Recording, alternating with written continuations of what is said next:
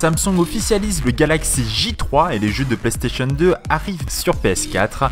On est dimanche et comme chaque dimanche en partenariat avec le JT Geeks et ActuWeb, on commence tout de suite. Non seulement Zelda Wii U sortira bien en 2016, mais en plus de ça on a eu des informations sur la carte du jeu, elle est absolument immense. 830 km², ça fait la superficie de Kyoto, soit 10 fois plus grand que la carte de GTA V. Alors ça fait une carte complètement immense en monde ouvert, vous pourrez vous balader partout, c'est absolument magnifique. Mais la question que je me pose là et qui m'inquiète pas mal quand même, c'est que bon, le jeu sortira sur Wii U, donc une console qui n'est pas particulièrement puissante, est-ce qu'il y aura vraiment de quoi faire sur tout ça ? Sur PlayStation 4, une nouveauté qui va sortir prochainement, alors un truc absolument magnifique, on vous sort plein de remakes, plein de reboots, des adaptations HD et plein de choses comme ça. Alors Sony s'est dit, bah écoutez, au lieu de faire des adaptations, des reboots et tout ça qui coûtent tout de même pas mal cher, mais qui rapportent pas mal d'argent, et bien on va faire encore mieux. Ils sont tout simplement en train de travailler sur un émulateur de PlayStation 2, comme ça vous pourrez rejouer au jeu d'il y a 2 générations. C'est merveilleux putain, allez, on s'achète tous une PS4 à 500 €. Ça vaut le coup.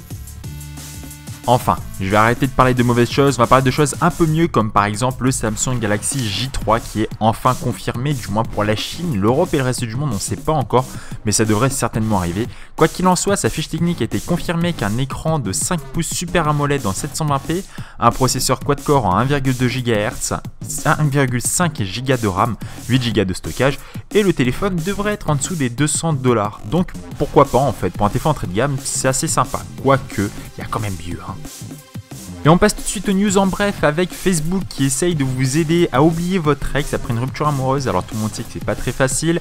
On est beaucoup de temps sur Facebook, alors Facebook veut être votre meilleur ami dans vos problèmes de cœur. En parlant de cœur, passons à Intel qui l'année prochaine devrait présenter un nouveau processeur, un Intel Core i7 avec pas moins de 10 cœurs. C'est pour ça que j'ai bloqué un peu, je me dis waouh, 10 cœurs c'est pas possible quand même. Et bien si, figurez-vous. Et mon smartphone préféré de la semaine, mon coup de cœur j'ai envie de dire, le Kingzone K2 que je vous invite à aller voir sur la chaîne de GLG. Et c'est déjà là-dessus que nous allons nous laisser. Je profite de l'outro pour vous annoncer que la Select sera mis en pause pour une durée indéfinie, je ne sais pas jusqu'à quand.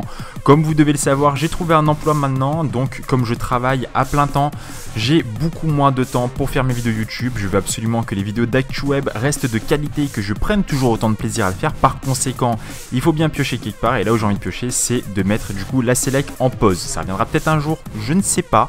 Quoi qu'il en soit, ActuWeb continue, je vous remercie de m'avoir suivi comme chaque dimanche, vous êtes les meilleurs. Merci de m'avoir suivi, c'était Sweetja pour ActuWeb.